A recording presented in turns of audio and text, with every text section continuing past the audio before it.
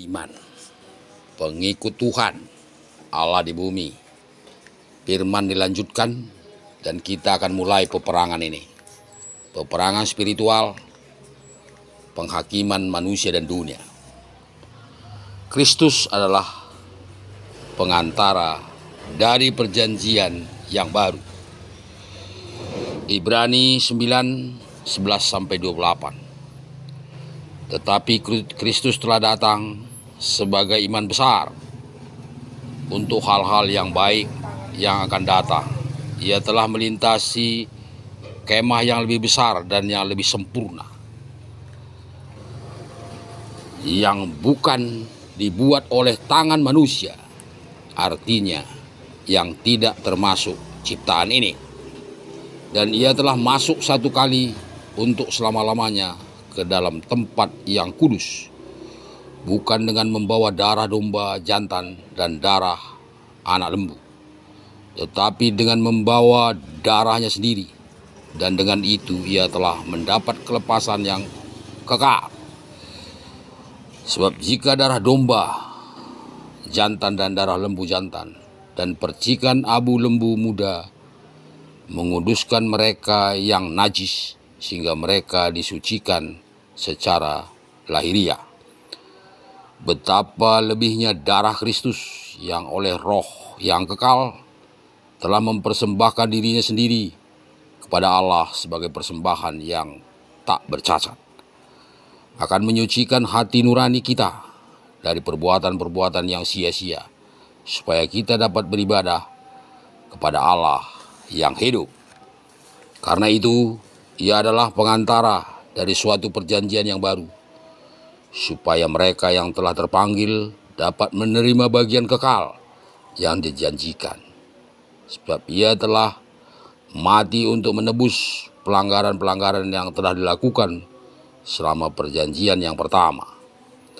Sebab di mana ada wasiat, di situ harus diberitahukan tentang kematian pembuat wasiat itu. Karena suatu wasiat barulah sah kalau pembuat wasiat itu telah mati. Sebab ia tidak berlaku selama pembuatan wasiat itu masih hidup. Itulah sebabnya maka perjanjian yang pertama tidak disahkan tanpa darah.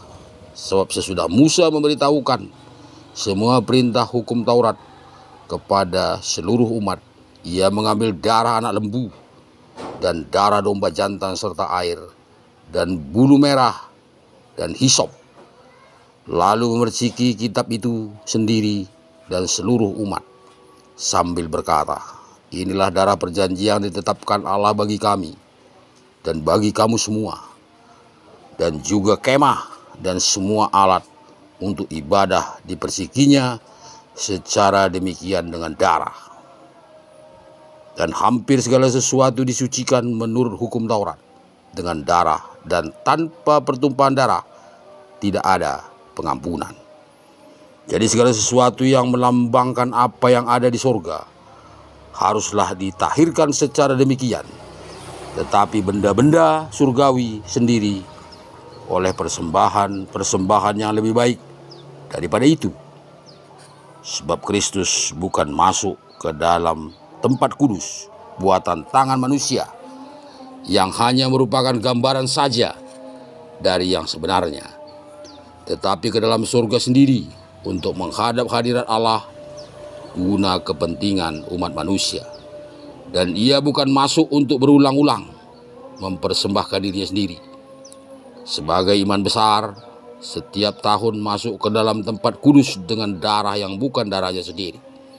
Sebab jika demikian, ia harus berulang-ulang menderita sejak dunia ini dijadikan.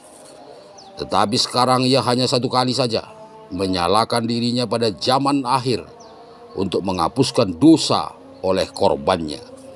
Dan sama seperti manusia ditetapkan untuk mati hanya satu kali saja, dan sesudah itu dihakimi, demikian pula Kristus hanya satu kali saja mengorbankan dirinya untuk menanggung dosa umat manusia dan dunia. Dan namun sesudah itu ia akan menyatakan dirinya sekali lagi tanpa menanggung dosa. untuk menganugerahkan keselamatan kepada mereka yang menantikan Dia. Inilah firman, kita akan jalankan, dan dombanya juga, lembunya sudah ada, lembu merah, kita akan lakukan di Yerusalem. Siapa yang menghalangi ini, tangkap, penjarakan semua di seluruh dunia. Mulai dari presiden, raja, bupati, militer, sipil, siapa saja di kolong ini. Silakan, tangkap. Yesua Masiah. Amin.